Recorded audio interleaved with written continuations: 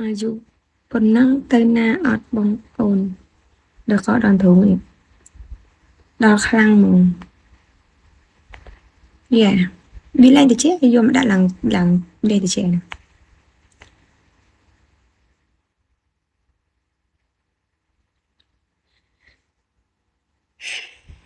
បើហត់នឹងគេបោកពេលចាប់ផ្ដើមយើងត្រូវតែបោកគេបានមុនមកគេបោក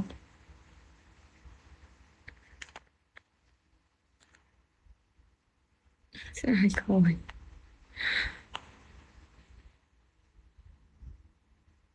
ទីទៀតនៅសល់តែ2នាក់ admin នេះ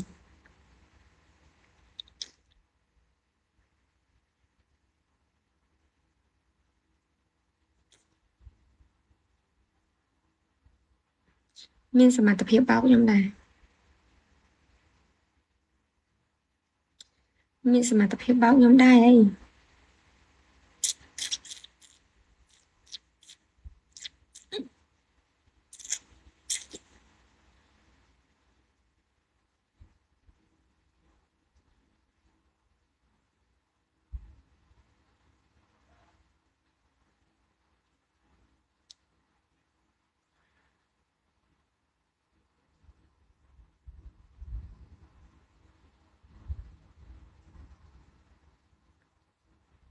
Hello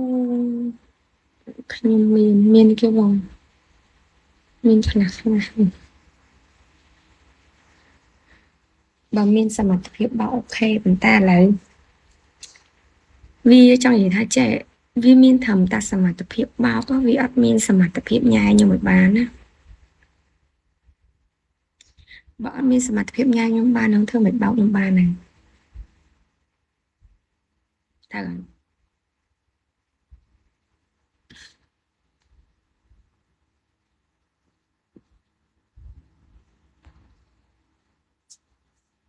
ខ្ញុំនិយាយទៅអត់អ្នកគ្នា